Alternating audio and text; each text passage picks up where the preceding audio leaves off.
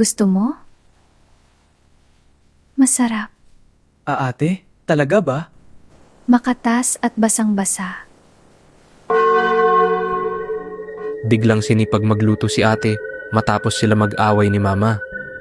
Hindi ako sanay na makitang nagluluto si ate.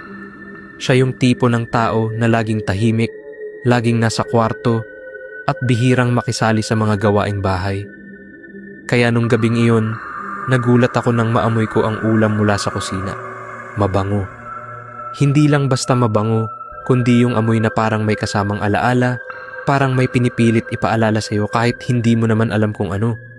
Mas lalong naging kakaiba ang pakiramdam ko dahil alam kong kagagaling lang nila ni mama sa matinding away. Narinig ko pa nga yung sigawan nila kanina. Hindi lang basta pagtatalo. Parang may mga salitang hindi dapat sinabi, pero nasabi pa rin. Tungkol sa pera, sa mga plano, sa mga bagay na matagal nang kinikimkim ni ate.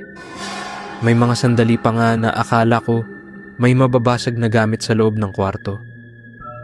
Umiiyak si mama noon. Ramdam ko yung pagod sa boses niya. Samantalang si ate, hindi siya umiiyak. Mas nakakatakot kasi tahimik siyang galit. Yung galit na parang matagal nang kinimkim at bigla na lang sumabog. Pagkatapos nun, malakas na pagsara ng pinto ang narinig ko. At akala ko doon na matatapos ang gabi. Pero hindi. Maya-maya, bumukas ulit ang pinto ng kwarto ni ate. Lumabas siya na parang walang nangyari. Nakapusod ang buhok niya, maayos ang galaw, at dire-diretso siyang pumunta sa kusina. Walang emosyon ang mukha niya.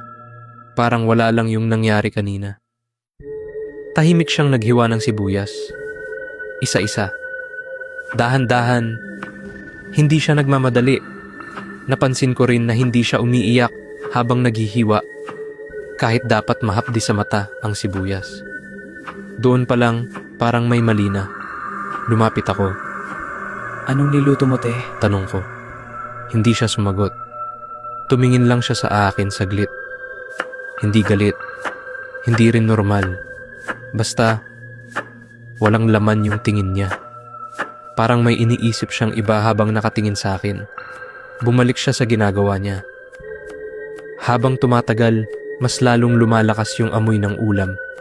Hindi ko maipaliwanag kung bakit, pero parang hindi lang basta pagkain ang naaamoy ko. May kakaibang pakiramdam na kasabay ng amoy. Parang may mali.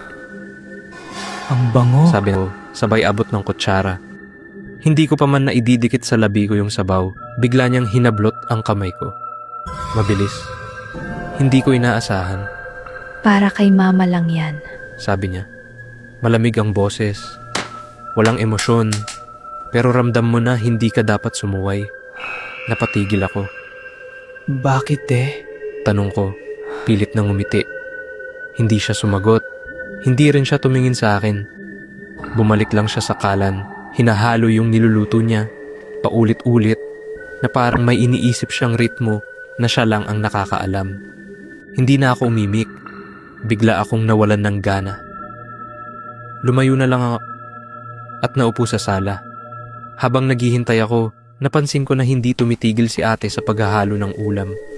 Kahit tapos na, hinahalo niya pa rin. Paulit-ulit. Parang may hinihintay.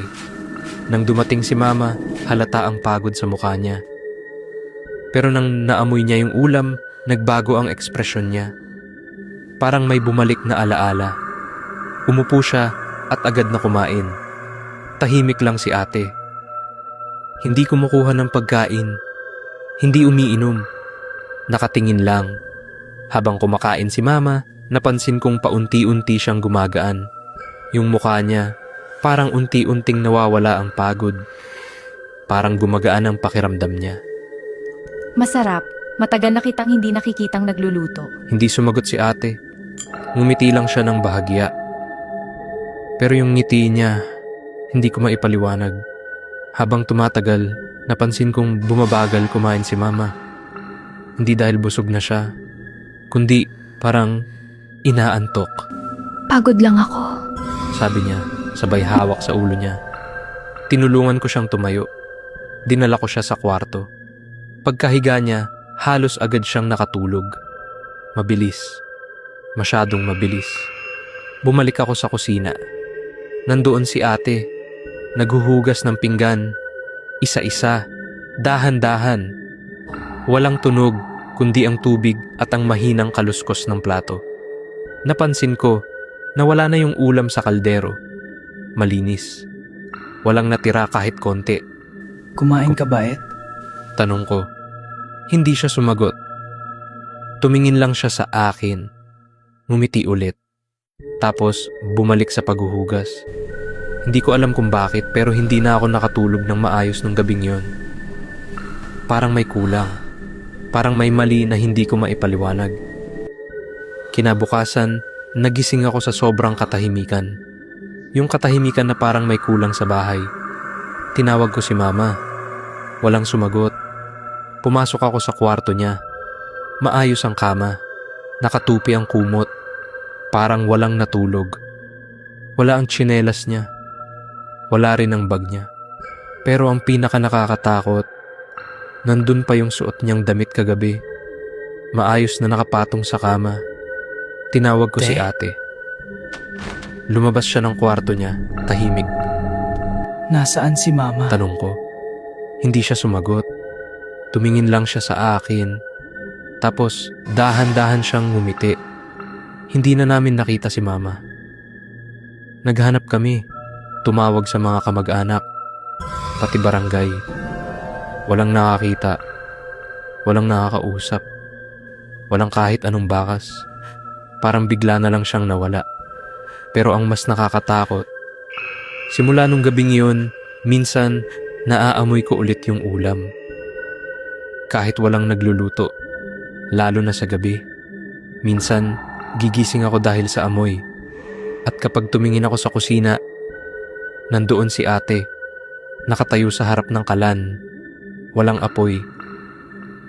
Pero hawak niya ang kutsara at marahang hinahalo ang tapos titigil siya, lilingon sa akin.